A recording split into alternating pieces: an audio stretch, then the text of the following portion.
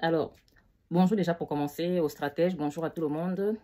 La famille, s'il vous plaît, je vous invite à partager cette vidéo. C'est vrai que parfois, je n'ai plus envie de parler des problèmes du Gabon parce que ce n'est pas évident de voir ce qui se passe dans cette transition et de constater que beaucoup de Gabonais cautionnent cela, que beaucoup de Gabonais appellent cela changement et avoir la force en fait de vouloir faire quoi que ce soit ou dire quoi que ce soit dans ce genre de contexte, la famille. C'est très dur. Mais qu'à cela ne tienne, la question du Gabon est beaucoup plus forte en fait que tout. Parce que le Gabon est notre pays. On n'a pas un pays de rechange. On est Gabonais. Le Gabon, on l'aime. On le porte à cœur. C'est pour cette raison que même quand tu n'as plus envie de parler des choses du Gabon, bah, tu vas ressortir pour en parler. Donc, c'est dans cet élan que la famille, je viens parler ici de cette histoire qui circule depuis un certain temps, là, de la nouvelle, du projet de loi de la nouvelle constitution. J'avais déjà fait une petite vidéo ici, il n'y a pas longtemps, sur l'un des points concernant cette constitution. Et donc, j'ai encore essayé de relire. Cette constitution. Donc, ici, je viens parler comme ça de deux points. Je viens parler de deux points. Je vais commencer ici, en fait, par l'article 53, qui fait couler, bien évidemment, beaucoup d'encre, et à raison, la famille. Alors, avant de rentrer vraiment dans le vif du sujet, je tiens quand même à dire que c'est triste ce qui se passe au Gabon aujourd'hui dans cette transition. Que c'est triste de constater que les Gabonais sont obligés de finir encore la salive. Les Gabonais sont obligés de s'épuiser encore à dénoncer les choses qu'ils dénonçaient déjà à l'époque de Bongo Ndimba, à l'époque d'Ali Bongo, alors qu'on nous parle aujourd'hui d'un fameux changement. C'est assez triste, la famille. Parce que, de mon point de vue, ceux qui parlent ne parlent pas parce qu'ils veulent parler. Ils parlent parce qu'il y a des choses qui se passent dans ces transitions qui font parler. Surtout quand on vous chante qu'il y aurait eu une certaine libération. Et cette histoire de libération est carrément marquée sur le projet de loi de la nouvelle constitution de la famille. Ça me fait froid dans le dos. Personnellement, c'est un point qui me fait froid dans le dos. Parce que je ne vois pas, je ne perçois pas du tout un certain changement au niveau du Gabon. Il n'y a pas eu de libération du Gabon, de ce que je vois avec mes yeux. C'est pour cette raison que ça me fait froid dans le dos de voir que ça a été marqué dans le projet de loi de la nouvelle constitution que désormais le Gabon va fêter un certain 30 août la fête de la libération. C'est un peu fort quand même ce qui se passe au Gabon aujourd'hui, même si certains en fait prennent tout ceci à la légère. Parce que là, il s'agit quand même de l'avenir de ce pays. Des générations, en fait, l'avenir des générations futures. Ce qui se joue là aujourd'hui dans cette nouvelle constitution. Que certains acclament à tout va. La famille. Ça me fait de la peine de voir le Gabon se retrouver encore dans ce genre de situation. Et pourtant, le général Oligui, au tout début, il avait des beaux discours très séduisants. Nous tous, on avait été séduits. Je ne sais pas ce qui s'était passé entre-temps pour qu'on en soit là aujourd'hui. Pour qu'on détourne l'objectif réel et premier de cette transition qui consistait tout simplement à la restauration des institutions, organiser une élection transparente et permettre en fait qu'enfin le vainqueur des urnes, en fait, s'asseye finalement sur son fauteuil présidentiel. Là, de ce que nous voyons aujourd'hui, du dessin, de la forme que prend la chose aujourd'hui, on va se retrouver finalement dans une situation où celui qui va organiser cette élection présidentielle sera lui-même candidat. Ce qui veut dire qu'il sera juge et parti. Juge et parti. Et pour revenir à ces quelques points, ces deux points que j'ai soulignés dans la nouvelle constitution, qui m'ont fait faire cette vidéo, quand on voit l'article 53, la famille, l'article 53, de mon point de vue, a été fait que sur la seule base de permettre seul au général Oligui d'être candidat. La famille, à la prochaine élection. Donc, on disqualifie déjà un bon nombre de Gabonais qui avaient la capacité, qui auraient bien voulu se porter candidat à cette élection. Je parle notamment de ceux de la diaspora, la famille. Je parle là aussi des Gabonais issus de la seule base de permettre seul au général Oligui d'être candidat. La famille, à la prochaine élection. Donc, on disqualifie déjà un bon nombre de Gabonais qui avaient la capacité, qui auraient bien voulu se porter candidat à cette élection. Je parle notamment de ceux de la diaspora, la famille. Je parle là aussi des Gabonais issus d'un père gabonais et d'une mère gabonaise ou d'un père étranger et d'une mère gabonaise. Ces Gabonais sont exclus. Ils ne peuvent plus en aucun cas envisager, poser une candidature au Gabon pour être président de notre pays. Et pour moi, de mon point de vue, la famille, c'est grave. C'est grave. Sans compter le fait que pour un Gabonais de la diaspora, il va devoir d'abord vivre au Gabon pendant 3 ans. Et encore, s'il a une nationalité, en fait, s'il a une nationalité étrangère, s'il a eu la nationalité du pays dans lequel il réside, par exemple, et qu'il veuille comme ça se porter candidat à l'élection présidentielle au Gabon, bah, il doit d'abord renoncer à cette nationalité. Donc, il doit refuser de d'abord renoncer à la nationalité du pays dans lequel il réside. Et ensuite, il faudrait qu'il vive au Gabon au moins pendant 3 ans pour pouvoir se porter candidat à une élection présidentielle. Vous-même, regardez. Est-ce que tout ceci n'est pas pour mettre de côté un bon nombre de Gabonais et pour qu'enfin, finalement, se dessine la seule hypothèse probable qui soit que ce soit le général Oligui seul qui puisse en fait être légitime à cette élection présidentielle en ce qui concerne le dépôt des candidatures, la famille. On va où comme ça? On va où comme ça? Et moi, j'ai une question à ce moment-là. La question que j'ai toujours eu à poser d'ailleurs. Parce que quand on voit tout ceci, on dit qu'il faut être issu de mère gabonaise, de père gabonais, enfin père et mère gabonais. C'est très bien.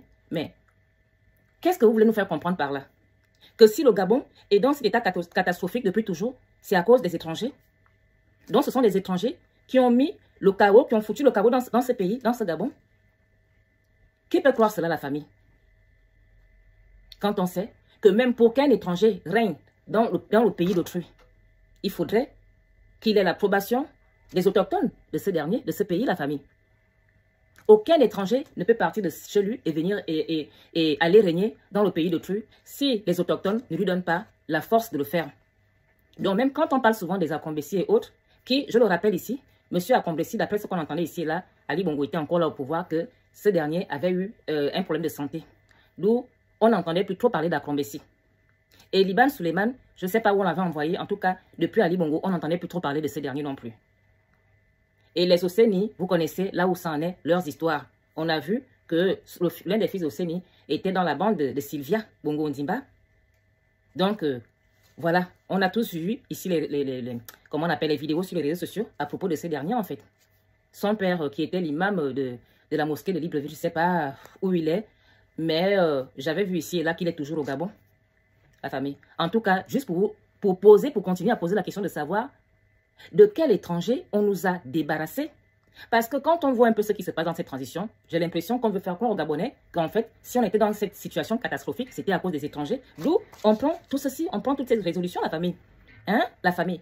Quand vous lisez l'article 53, la famille, on a l'impression que, en fait, si les Gabonais ont toujours eu faim, si les richesses du Gabon ont toujours été mal redistribuées au point d'appauvrir la majorité de la population, en fait, c'est de la faute des étrangers. Mais est-ce que c'est vrai? Personnellement, c'est faux. Ce n'est pas vrai, la famille. Ce n'est pas vrai. Ce n'est pas vrai. Ce sont les Gabonais eux-mêmes qui ont toujours fait tout ce qu'ils ont voulu faire du Gabon. Ce sont les Gabonais eux-mêmes qui ont toujours donné le pouvoir aux étrangers. Donc, normalement, le problème n'est pas au niveau des étrangers. Parce que la manière dont certains veulent mettre en avant la question des étrangers au Gabon, je me dis, en fait, on ne peut pas distraire les gens comme ça. En fait, pour moi, c'est de la distraction. C'est vouloir éloigner les gens du vrai problème, la famille. C'est pourquoi, personnellement, j'ai toujours dit ici que pour qu'on nous dise celui qui détenait le Gabon, quand on nous parle de la libération du Gabon, on dit que le Gabon a été libéré jusqu'à mettre dans le projet de loi de la Constitution, de la nouvelle Constitution, une certaine fête appelée la fête le 30 août, fête la célébration de la libération du Gabon, la famille. On nous a libérés de qui? Donnez-nous le nom de la personne en fait. On veut la connaître. On veut connaître cette personne. C'est trop facile de dire le Gabon, la libération, jusqu'à mettre ça dans la Constitution, vouloir mettre ça dans la Constitution. J'espère, la famille, qu'ils vont retirer cela. J'espère qu'ils vont retirer cela. Parce que le Gabon n'a jamais été libéré. La preuve, les PDGistes à qui on a fait faire le coup d'État sont les mêmes qui sont dans cette transition. Jusqu'à ce que même certains anciens membres du gouvernement d'Ali Bongo avaient été nommés dans cette transition. Donc, l'ancien gouvernement qui avait organisé les élections, nous connaissons tous comment les choses se passent au Gabon. Nous savons tous que c'est le PDG qui a toujours organisé les élections au Gabon, depuis toujours. Et c'est ce même PDG, ces mêmes PDGistes qui avaient organisé les élections de 2023 qui avaient conduit au coup d'État. Le coup d'État, dont le général nous parlait, le coup d'État qu'on nous chantait ici, qu'il avait été fait à cause de la fraude, parce que les élections avaient été tronquées. Mais ça avait été tronqué par qui? Par les PDGistes. On a pris les mêmes, on a mis dans ces transitions. Et on nous parle de changement. Et aujourd'hui, on est dans une configuration des choses en fait qui fait que, apparemment, on n'a plus d'opposition au niveau du Gabon. On n'a plus déjà d'opposants au niveau du Gabon. Déjà, ceux qui étaient soi-disant des opposants, qu'on croyait être des opposants, dès qu'il y a eu un coup d'État, alors que même nous, Makaya, à notre petit niveau, nous ne voyons même pas, nous ne percevons pas du tout le changement au Gabon. Ces opposants n'ont pas hésité à courir pour aller occuper des postes dans cette transition. Aujourd'hui, si certains avaient été nommés au tout début et qu'ils voulaient accorder le bénéfice du doute à cette transition, mais on est à un an. À un an, nous voyons tous ce qui se passe. Ça ne va pas, la famille. Ça ne va pas. Ça ne va pas. Et voici la nouvelle constitution, le projet de loi. Ce projet de loi qui vient en fait renforcer notre peur. La peur de depuis, la famille. La peur de depuis. Et pourtant, ces opposants d'hier là, qui sont aujourd'hui dans la transition, ne démissionnent pas. Ils sont assis collés sur leur fauteuil, malgré tout ce qui se passe. Et donc, la transition ayant pris une bonne partie des opposants. Et là, il reste qui en fait du côté de l'opposition? Si ce n'est que quelques Gabonais qui n'avaient même pas encore aussi, pour les pauvres, en fait, eu l'opportunité de vraiment se faire connaître auprès des populations, puisque le coup d'État nous avait surpris, et que quand le coup d'État arrive, l'opposition avait quand même encore les gens. Bon, nous, on croyait que c'était vraiment des opposants, donc on peut dire que les Gabonais pensaient que l'opposition était encore occupée. Donc, à la grande surprise de beaucoup de gens, tous sont partis aujourd'hui gérer le Gabon. Et nous connaissons, nous voyons tous ce qui se passe dans cette gérance, la famille. Ça ne va pas, ça ne sent pas bon. Ça n'augure pas, en fait, quelque chose de bon pour l'avenir de ce pays, de ce que nous voyons. Même si certains veulent nous faire croire le contraire, veulent qu'on dise le contraire de ce que nous voyons, la famille. Et ceux de la diaspora qui pouvaient, à leur petit niveau, peut-être pour certains, on ne sait jamais, vouloir se porter candidat aujourd'hui, on voit qu'ils sont complètement mis de côté dans ce qui se passe au niveau de ce projet de loi qui est en train d'être fait par la famille. Parce que même quand on dit qu'il faudrait que vous vivez au Gabon 3 ans avant l'élection, le coup d'État a surpris beaucoup de gens. L'élection de 2025, ce n'est plus loin. Donc même si la personne était partie du Gabon, avait renoncé à sa deuxième nationalité fin août 2023 après le coup d'État, ou début septembre 2023 après le coup d'État, jusqu'en 2025, et que la personne est rentrée directement au Gabon, y résider, y vivre. Mais toujours est-il que au moment de l'élection, au moment de poser la candidature, l'année prochaine, cette personne ne sera pas dans les possibilités de le faire puisqu'elle ne remplira pas en fait les critères de candidature à cette élection. La famille, est-ce que vous voyez? Donc, on se retrouve dans une situation où on aura, en fait, on sera comme lors du parti unique en fait. Lors du parti unique, ça veut dire en fait que là, ils sont en train de nous vouloir faire goûter, ils sont en train de chercher à nous faire vivre en fait ce qu'on n'a jamais connu. Parce qu'on est nombreux à ne pas avoir connu le parti unique, comment ça fonctionnait. Donc là, on va aller à une élection où il y aura une seule personne comme candidat, rien que le général Oligui. La famille. Est-ce que c'est bien comme ça? Quand on parle de démocratie dans un pays, est-ce que là, c'est la voie de la démocratie? Non. Vous voyez, il y a plein de choses qui, de plus en plus, renforcent la peur des personnes comme nous autres là, la famille. Plein de choses. Moi, j'ai toujours dit que si le général Oligui est bel et bien ici, pour le bien du Gabon, s'il est là pour servir le Gabon, il doit se limiter à gérer la transition, organiser les élections transparentes et passer le relais aux civils. Parce que là, ça ne va pas. Ça ne va pas. entre les signatures, les accords avec la F. Normalement, la transition, quand vous gérez la transition, quand tu gères la transition, normalement, c'est pour un laps de temps. C'est pour, en fait, jouer le rôle, en fait, du réformateur, en fait, des institutions, si je peux le dire ainsi, la famille. Tu organises les élections. Après, tu laisses celui qui sortira vainqueur de ces élections gérer le pays. Donc, toi, pendant ton temps de transition, tu ne peux pas aller signer des contrats, signer des accords avec, en tout cas, les accords avec des personnes étrangères, des pays étrangers, alors que tu es là que pour la gestion, la reformation, la restauration des institutions, la famille. Signer les accords entre deux pays, c'est quelque chose qui doit être du ressort, en fait, d'un président issu des urnes. La famille. Parce que j'ai vu même cette question, cette truc, comment on appelle ça, ce passage quelque part où le président, en fait, qui s'occupe, en fait, de signer, de gérer, en fait, tout ce qui se passe à l'international. C'est normal, mais c'est un président issu des urnes, pas un président de la transition. Vous voyez. Sans compter les chantiers que on entend ici, là, Libreville, les machines, les chantiers qui vont aller au-delà de la transition. C'est-à-dire attaquer les chantiers qui ne peuvent pas être prêts, qui ne peuvent pas finir pendant le temps de la transition. Donc, les chantiers qui verront leur fin qu'après la transition. Ça veut dire en fait que le général se projette alors qu'il était censé en fait rester sur la transition. Donc, on va aller comme ça à une élection où il sera lui-même juge et parti parce qu'aujourd'hui, de mon point de vue, ça m'étonnerait en fait qu'il ne se positionne pas, qu'il ne se porte pas candidat à la prochaine élection. Avant, quand je le disais au début, les gens me disaient, oh non, vous prêtez les intentions aux gens, le général n'a jamais dit qu'il sera candidat. Et pourtant, de plus en plus, ça prend forme, la famille. Mais moi, je continue de dire, mon général, s'il vous plaît, ne soyez pas juge et parti à ces élections. Parce que franchement, je ne sais pas comment est-ce que vous allez faire pour manifester votre joie, sachant que vous avez été juge et parti dans celle-ci. Quelle crédibilité nous allons nous accorder au résultat de ces urnes dans ce genre de situation, sachant tout le foufou qui se passe déjà dans cette transition-là, entre les violations de la charte et tout ce qui s'ensuit. La famille, on a longtemps réclamé la transparence dans le fonctionnement des choses au Gabon. Malheureusement, ce n'est pas ce que cette transition nous sert. Et pour finir, parce que franchement, les choses du Gabon, tellement ça fait mal au cœur que quand tu commences à en parler, tu n'as même pas envie de t'arrêter. Alors, pour finir, cette vidéo, bien évidemment, je vais terminer avec moi la question qui me tient personnellement à cœur, la question des valeurs. Tous ceux qui me suivent savent que moi, je suis pour la préservation de tout ce qui nous appartient, de nos us et coutumes, de nos traditions, de notre mode de vie. Ce n'est pas l'histoire du respect des mœurs que j'ai vu dans ce projet de loi, ce projet de loi, pardon, de la nouvelle constitution.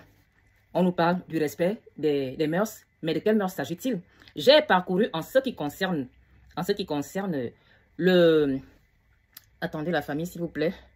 Excusez-moi. Le chapitre des valeurs. En fait, j'ai même commencé par... c'est où là? Voilà le titre 3. Des principes et des valeurs, la famille, de la République. Chapitre des principes, j'ai regardé partout. Je n'ai pas vu quelque part mentionner que désormais, le mot est condamnable au Gabon, la famille. Bon, c'est la partie des principes. On va un peu aller à la partie des valeurs. Peut-être que là-bas, on va trouver ce passage. Alors, de toute façon, j'ai essayé de regarder la famille. Même parce que normalement, ça devait se figurer sur la partie des valeurs, la famille. De mon point de vue, je n'ai pas trouvé ça dedans, la famille. Je n'ai pas vu marqué quelque part donc, au niveau des valeurs, sauf s'ils ont mis ça ailleurs, hein. Mais je n'ai pas vu ça marqué ni dans la partie des principes, ni dans la partie des valeurs, que moi je pensais pouvoir trouver cela, marqué que l'histoire là, des Koussi-Koussa, des Ouesté, que désormais c'est condamnable au Gabon. Je n'ai pas vu marquer ça dedans. Et on nous parle de changement. De quel changement s'agit-il, la famille? L'homme prudent voit le mal de loin. Il y a des signes qui ne trompent pas. On connaît comment cette histoire est désormais importante pour certaines personnes sur cette terre-là. La famille, ceux-là qui pensent que ce monde leur appartient et que les autres sont sur leur territoire. Donc, ils veulent nous imposer des choses. Quand on parle des valeurs en tant que Bantou, en tant qu'Africain, au jour d'aujourd'hui, on ne peut plus faire comme si cette question n'existait pas. Ça a été mis sur la table. Donc, aujourd'hui, on ne peut qu'en parler. Donc, on fait un projet de loi au niveau du Gabon. Bah, normalement, on doit retrouver cela dedans, écrit noir sur blanc. Mais moi, j'ai essayé de regarder, je n'ai pas vu. Je dis encore une fois, sauf si c'est dans un autre passage, la famille. Donc, on ne parle pas de cette histoire, on ne se prononce pas là-dessus, mais on veut...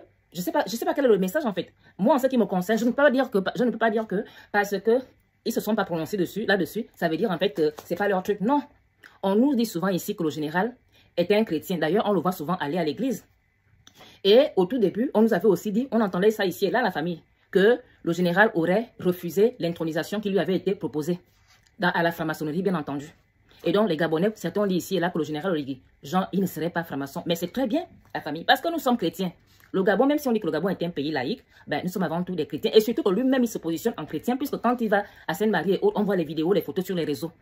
Mais en tant que chrétien, pour tout chrétien, je vais dire pour tout croyant, parce que que ce soit chez les chrétiens ou chez les musulmans, tout chrétien, tout croyant, j'ai envie de dire, ne peut pas accepter cette histoire. Donc, au moment où certains ont mis ça sur la table, je parle en ce qui concerne au niveau du Gabon, des émergents qui, en leur temps, avaient dépénalisé cette histoire. Alors que les pauvres gens vivaient tranquillement leur vie, personne ne s'occupait d'eux. Parce que quand je parle de ça ici, en fait, je n'ai rien de personnel contre les gens qui font cette pratique-là. C'est leur problème. Mais le souci est au niveau de la préservation de nos valeurs. On sait bel et bien que à l'époque, personne ne parlait de ça parce que ça ne fait pas partie de nos valeurs. Ce sont les gens qui veulent tout mettre sur la table qui ont amené les gens à parler de ça. Donc maintenant que c'est sorti, on est obligé de se prononcer là-dessus. On doit être clair. Donc le général, on nous dit qu'il est chrétien. Jusqu'aujourd'hui, en tout cas, je sais que c'est encore un projet de loi, mais au moins, je n'ai pas retrouvé cette partie parce que c'est très important aujourd'hui pour la sincérité, pour la clarté de la gestion de notre pays. C'est bien beau de nous chanter que le Gabon est dans le changement, qu'on aurait libéré le Gabon. C'est important aujourd'hui parce que les Gabonais ne sont plus dupes. Nous voyons déjà ce qui se passe. On analyse déjà la situation non seulement de manière, comment on appelle, non seulement sur le plan local, c'est-à-dire au niveau du Gabon, mais aussi à l'international. On analyse les situations, on analyse les choses, on voit ce qui se passe dans le monde au jour d'aujourd'hui. Donc, à un moment donné, est-ce qu'on va un peu envisager le chemin de la souveraineté du Gabon? Parce que quand on voit le fonctionnement de cette transition, je suis désolée, on dirait que cette transition va dans le même sens que ce que faisaient les Bongo Ndimba et Ali Bongo. C'est-à-dire le sens de la soumission éternelle à ceux d'ailleurs, aux gens d'ailleurs. Donc le Gabonais, le Gabon doit être tout le temps soumis aux gens d'ailleurs. C'est ce que je vois là.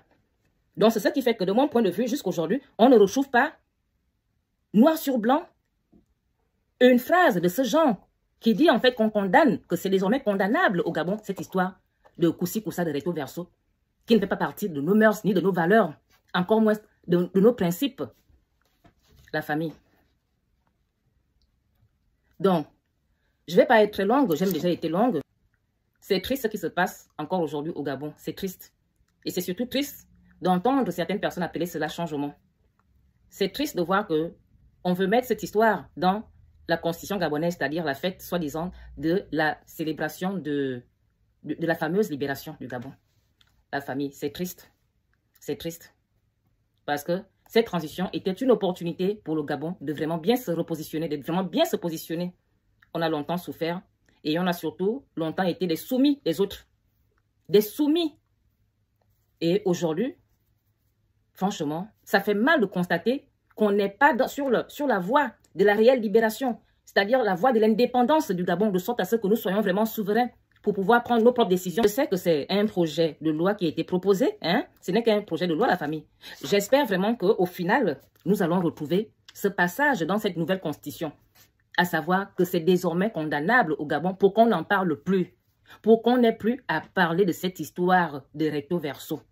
La famille, encore une fois, je n'ai rien contre les pauvres gens, mais c'est la pratique qui ne passe pas, qui ne cadre pas avec nos mœurs. Les mœurs, normalement, dont on parle, on dit le respect des mœurs dans ce projet de loi, mais on dit le respect des bonnes mœurs. Mais de quelles bonnes mœurs s'agit-il? Voilà, il s'agit déjà de ça. Enlever, nous débarrasser des histoires de recto verso, parce que ça ne fait pas partie de nos bonnes mœurs, justement. La famille. On n'a pas envie de s'imaginer, on n'a pas envie d'interpréter les trucs. Non, il faut dire, il faut appeler, comme ils sont appelés, le chien par son nom. Ça doit être marqué que c'est désormais condamnable au Gabon, pour qu'on n'en parle plus. On ne peut pas éternellement prendre tout ce qui revient d'ailleurs, surtout les choses qui ne sont pas bien, les choses qui ne sont pas bonnes. Non, ce n'est pas possible, ce n'est plus possible. Arrêtons d'être des éternels soumis et surtout, essayons de penser à Gabon.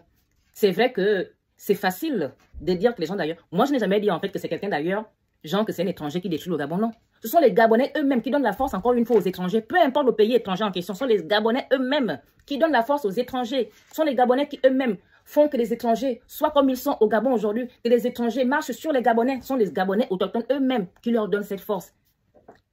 La famille. Donc, je vais m'arrêter par là. Surtout, je finis avec cette phrase de Bongo Ndimba, s'adressant aux PDGistes avant son départ de ce monde. Il leur disait que Dieu ne leur avait pas donné le droit de faire du Gabon ce qu'ils étaient en train de faire et qu'ils les observaient. Voilà, merci beaucoup la famille. Encore une fois, merci de m'avoir écouté. Merci de m'avoir écouté, surtout merci pour vos partages, pour ceux qui vont le faire. Que Dieu protège le Gabon, surtout qu'il nous protège.